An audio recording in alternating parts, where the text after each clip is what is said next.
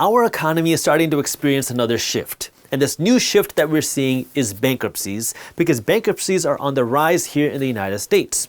In the last couple of months, we've seen a number of big companies go bankrupt. We saw The Body Shop go bankrupt, we saw Jo-Ann Fabrics file for bankruptcy, and more recently, we just saw Express file for bankruptcy as well. Now, you don't have to be a genius to really understand why. The costs are rising to maintain these stores, whether it's your rent, your labor costs, your materials costs, but along with that, a lot of stores are not making as much money as before. Either people are running out of money and they can't keep spending with this discretionary money that they don't have anymore, or people are not going to malls the ways that they used to before because they're spending more money online.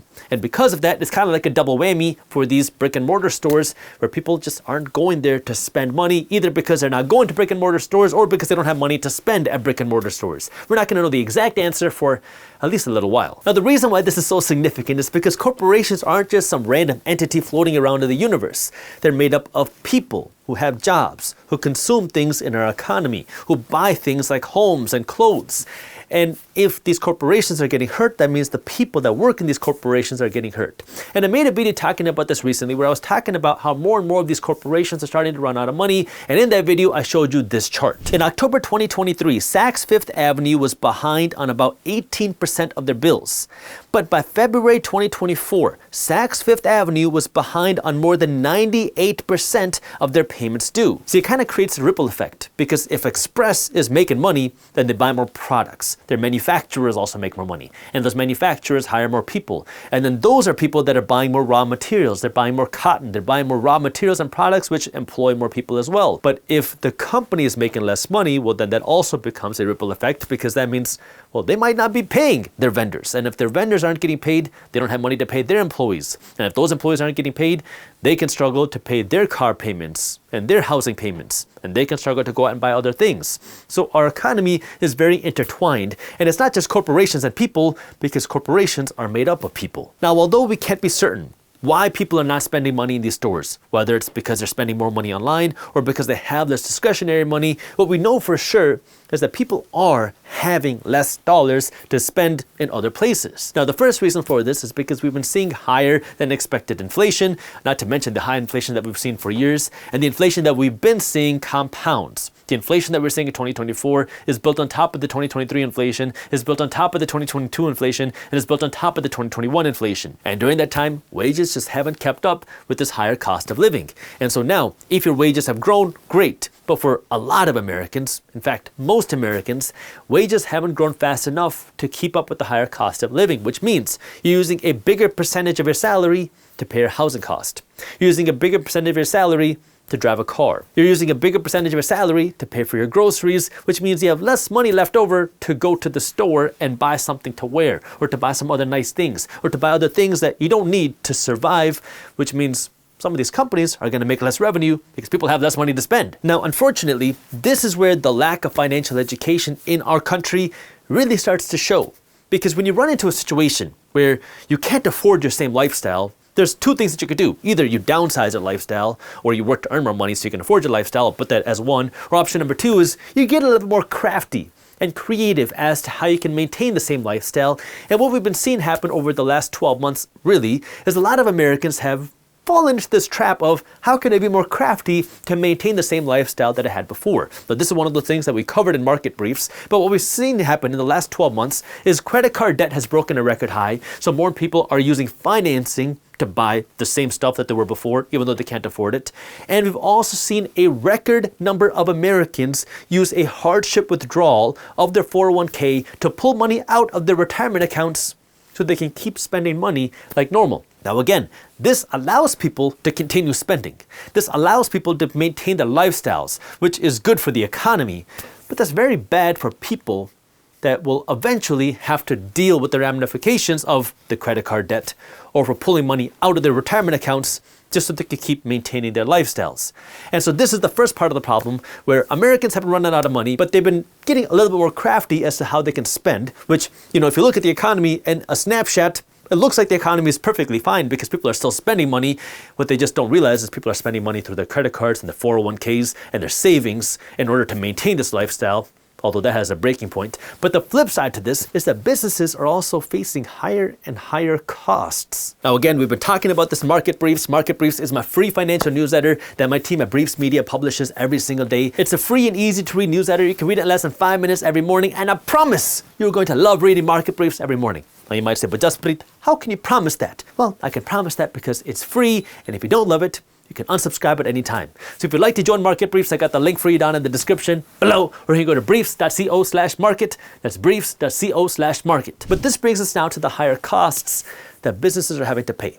And the first part of this cost obviously has to do with inflation. Businesses have to pay more money for their employees. Businesses have to pay more money for their rent or their property costs. Businesses have to pay more money to buy their products. So because they have to pay more money, they also have to charge more money. And when they have to charge more money, naturally people are less likely to purchase things because people prefer to buy things when they're on sale. People prefer to buy things when they're cheap, not when they're expensive. So that makes it a little bit more difficult to operate business. But the second part of this is businesses are also facing higher costs because of the higher debt costs. Now this is something that I've been covering quite a bit on this channel, where we haven't really seen the full effect of the higher interest rates yet. Higher interest rates have an impact. Now, I agree, we need higher interest rates because of all the inflation problems that we have. But the higher interest rates come at a cost. And part of that cost is if you go out to borrow more money, you have to pay a higher price. And if you're a corporation, if you're a business, if you're a landlord, a commercial landlord especially, you don't get the benefit of a 30-year fixed rate mortgage. So you have a lot of businesses out there that took on a lot of debt in 2020 and 2021 because it was cheap. And everybody said, why would you not go out and take on as much debt as possible? And so what a lot of corporations did is they went out and they raised as much debt as they possibly could. And it was great because you could borrow this money at 2, 3, 4%. Well, that debt isn't a 30-year fixed rate mortgage.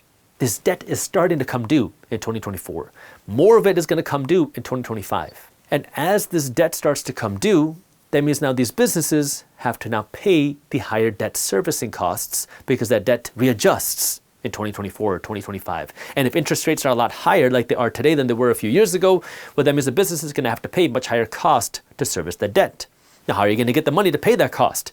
Well, you got to make more money from your sales. But we just talked about how a lot of businesses are struggling maintaining the sales that they have today. So you can start to see why the problem is. But this actually becomes a whole lot more interesting for all of you financial money nerds like me, because it depends also on what the businesses did with that money when they took on that debt. Because if you remember, when interest rates were near zero in 2020 and 2021, businesses were loading up on debt. Now, there was a few different things that you could do with that debt. Some of these businesses took this debt and they used it to reinvest back into the company. They used this to hire more people, invest in R&D, research and development, to open more stores, and do more things to invest in the brand, which, sure, there's an argument for that. And I'm not going to debate whether it's good or bad here. But the second thing that some businesses did is it took on a whole bunch of debt. And then they used this debt to make, well, their shareholders richer. How? By purchasing a lot of stock through share buybacks, or by potentially paying out dividends, and by financing these through debt. Now, during that time, it seemed great because interest rates were low, and it was a very kind of short-term minded thing that we could borrow all this money at 3%, and then we could just buy back our stock and make our stock price higher, and everything was great. But the problem is, remember, that debt doesn't just go away. So now businesses are still paying back the debt that they used to potentially buy back their own shares. But now if interest rates are higher and you can't keep paying off the debt, you can start to see why that's a problem. It's kind of like using debt to go out and buy yourself a nice Rolex watch, some nice Gucci, and a whole bunch of fancy things. And then you don't worry about the price of the debt because it's a very low monthly payment because you got that 0% APR, but then the APR hits. And now you got to figure out how you can make the payments. Now, if you're making the money and you can make the payments, sure, you can still get by. But if you're not making the money and you can't afford the payments, well, that's when it becomes a problem. And then, of course, we have the macro picture, which we haven't really seen the effects of this yet. But the macro picture is some stores have been shutting down. That means employees lose their incomes. And as employees lose their incomes, what does that mean in the economy? For example, just in 2024, we've seen stores like Dollar Tree, Foot Locker, Bed Bath & Beyond, and Macy's all shut down some of their stores. Now, still today, we have an extremely low unemployment rate, which is why a lot of people are not concerned about this. But the other part you want to understand is this is eventually going to have consequences if interest rates stay higher for longer. And the reason why they have to stay higher for longer is because inflation is not coming down the way that a lot of people expected. This is where some people are saying that our economy is growing because of the higher interest rates, which is kind of ironic where people are just trying to come up with some sort of conclusion as to why the economy is still growing despite the fact that we have these higher interest rates when people are not looking at the other side of the picture, which is that, well, people are spending money they don't have in order to keep maintaining their lifestyles, and that has a breaking point. And this is where I want you to be financially educated and smart and to understand that, well, things don't stay in the same place forever. Back in 2021, people thought that inflation was transitory.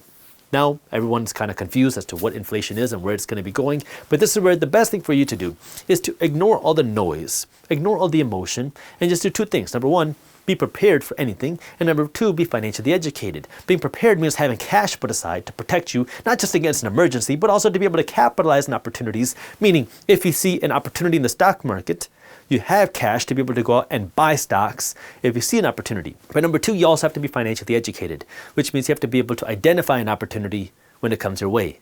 Because the problem is, somebody could have cash put aside, but if you don't know how to find a good opportunity when it happens, you can't really do anything about it. So it's a balance. You have to be able to identify the opportunity, and you have to have the money to actually capitalize on the opportunity. And that's what really you want to do, because at the end of the day, there's going to be a lot of craziness. Not just in 2024, because 2024 is obviously an election year. There's going to be a lot of craziness, but our economy is definitely in a strange state. There's no ifs, ands, or buts around it. Now, no one knows where our economy is going to be in 2025, 2026, 2027, but what you want to be able to do is capitalize and win whether the markets are going up and whether the markets are going down. And the way that you do that is by having a strategy that allows you to win both ways. And that means if you're just constantly investing in money, that's good. That allows you to win when the markets are up. But then if you also have some cash to fall back on, that can allow you to win when markets are down as well.